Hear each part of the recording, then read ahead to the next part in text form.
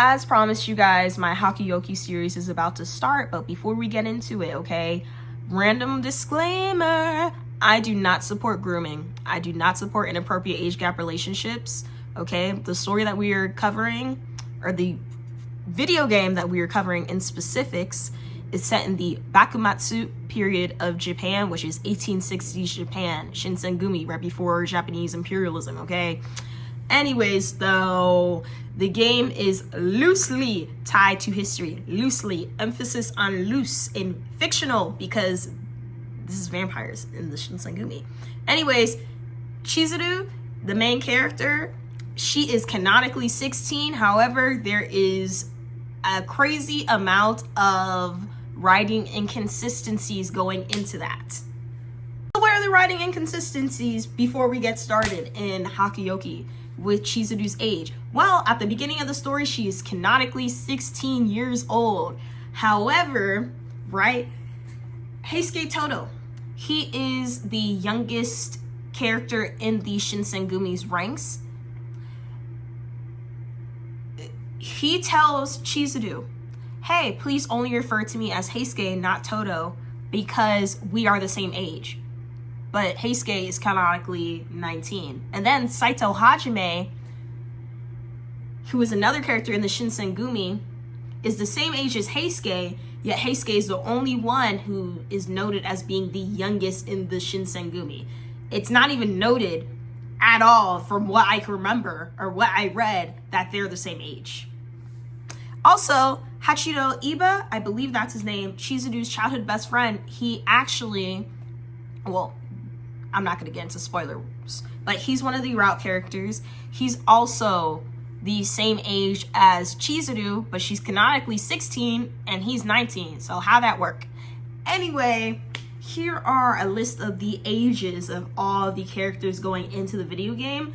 My interpretation is most likely the game is leaving Chizuru's age up to interpretation based on what route you're playing.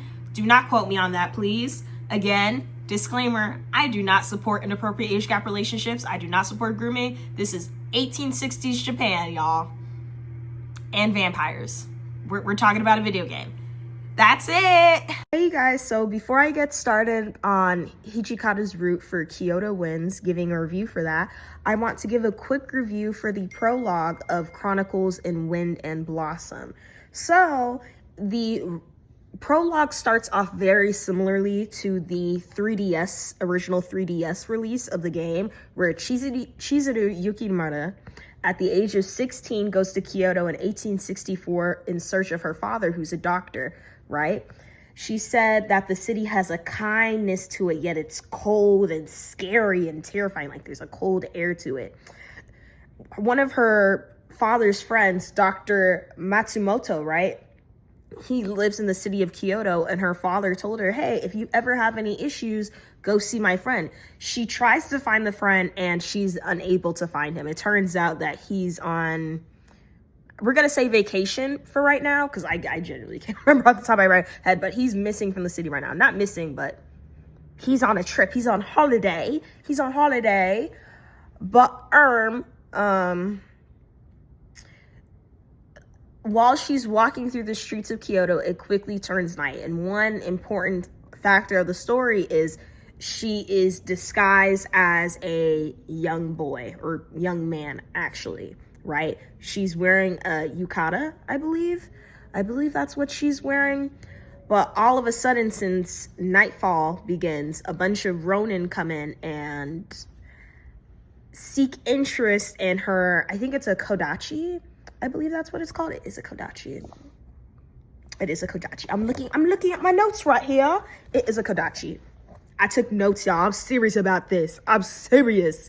Yes, they're trying to steal her Kodachi, because her Kodachi is this like rare looking blade with a familial symbol on it, which is really important to the lore later on.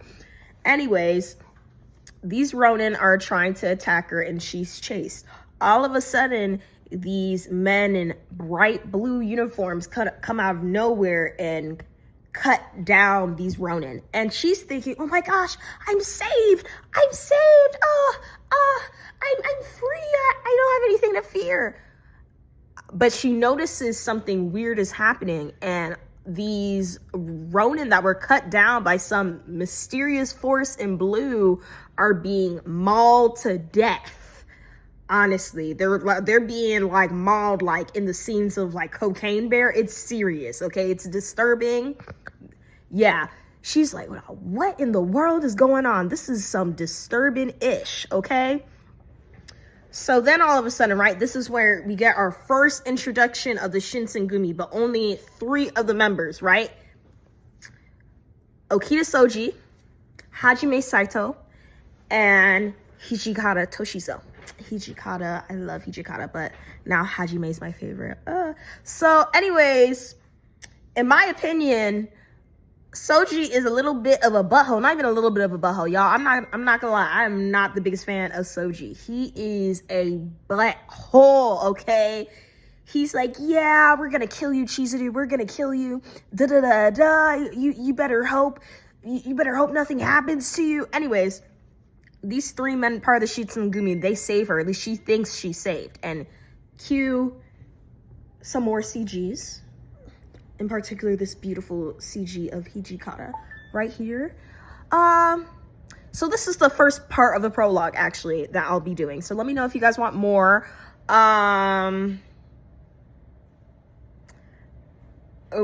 You guys, this is vampire shinsengumi soldier. Like, there's a lot going on. Like, this part can't even be considered a review right now while we're talking about the prologue.